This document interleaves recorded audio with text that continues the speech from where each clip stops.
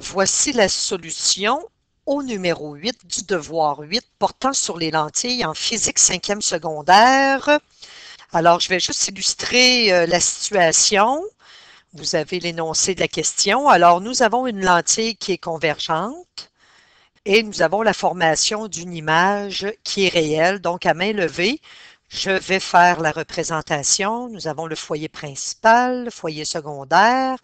On nous donne la distance de l'objet, mais au foyer, et la distance de l'image par rapport au foyer principal. Donc, vous avez cette représentation-là. Et voilà, l'image est ici.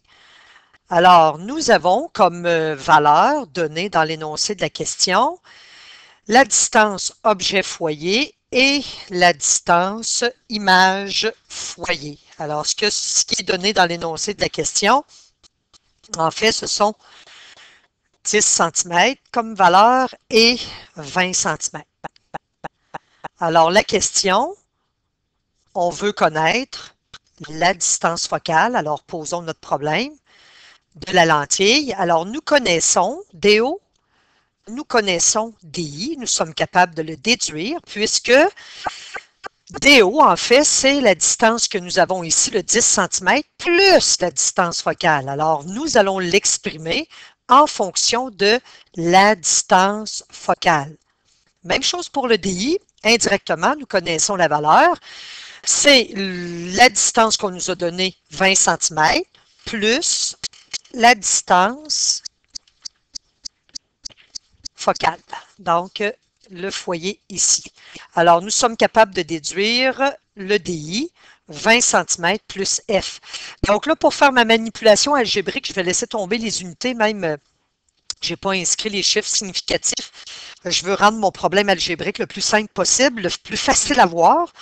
Alors, pour les lentilles, nous n'avons pas beaucoup de formules. En fait, si on veut calculer une distance focale, nous avons cette formule qui nous permet de le faire. Alors, je vais substituer et par la suite, tout simplement, faire du jonglage algébrique. Alors, si on substitue les valeurs, nous avons que DO vaut 10 plus F et le DI, sa valeur, c'est 20 plus F. Alors, ce qui reste à faire ici, c'est tout simplement, on oublie la physique, là, c'est tout simplement des mathématiques. Alors, c'est comme si j'avais une demi plus un tiers en maths. Qu'est-ce que je fais pour additionner ces deux fractions-là? Parce qu'en fait, c'est ce que j'ai ici. J'ai une fraction, mais elles ne sont pas exprimées avec le même dénominateur. Alors, ce qui est de plus simple, c'est de faire, pour trouver le dénominateur commun, 2 fois 3. Donc, 2 fois 3. Alors, ce que je vais faire, tout simplement, pour trouver le dénominateur commun, je vais faire ma ligne, comme j'ai fait ici, et je vais faire 10 plus F fois 20 plus F. Alors, j'ai tout simplement fait le dénominateur de la première fraction multiplié par le dénominateur de la deuxième fraction. Première fraction, deuxième fraction, tout simplement.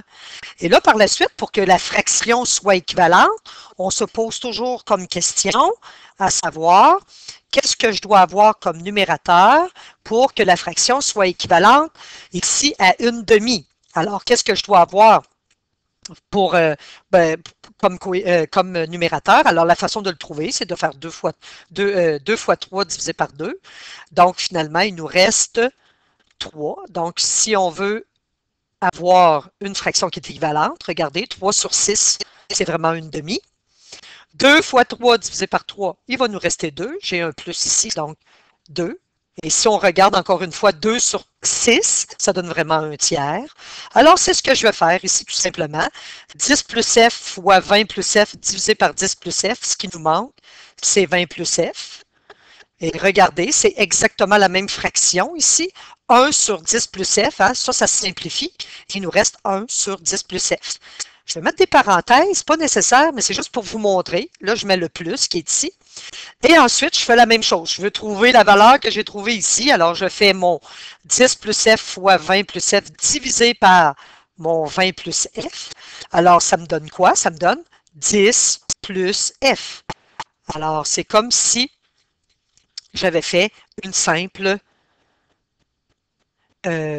une simple manipulation algébrique, aussi facile qu'avec deux petites fractions.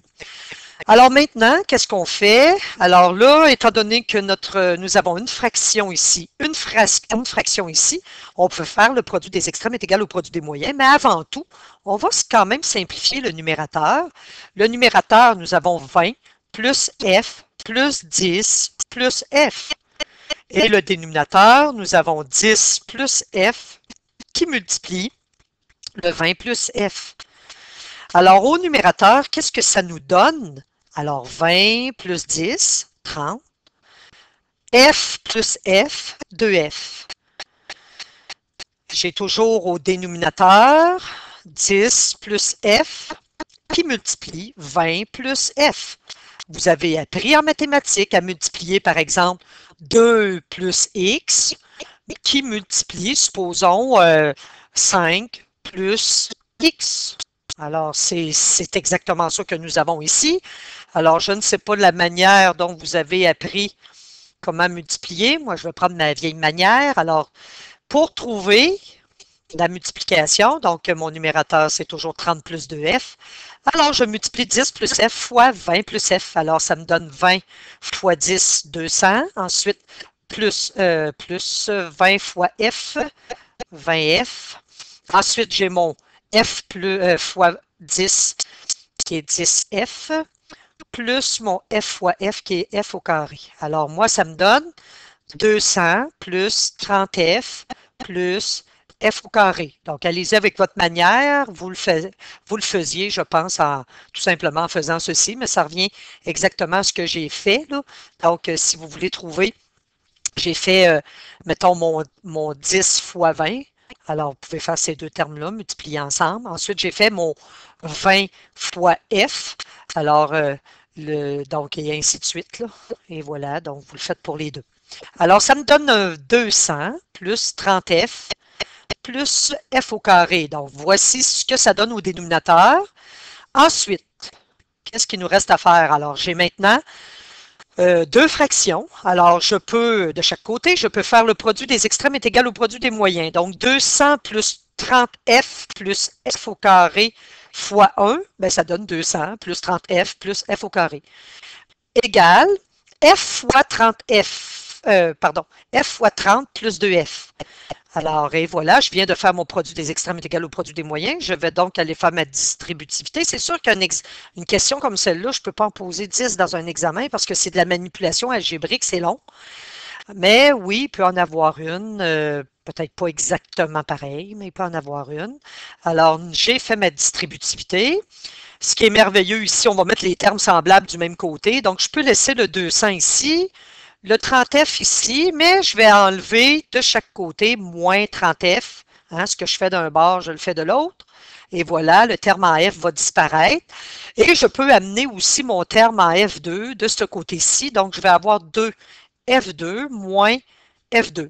Alors, ça va simplifier, vous allez voir vraiment l'expression. Ici, ça disparaît, hein, ça donne 0. Et le 2F au carré moins F au carré donne F au carré. Alors, ce qui reste à faire, tout simplement, pour avoir la distance focale des deux côtés, c'est d'extraire la racine carrée. Nous allons avoir F qui va être égal autour de 14,14 cm. Et voilà, ça termine le numéro 8 du devoir 8 sur les lentilles en physique 5e secondaire.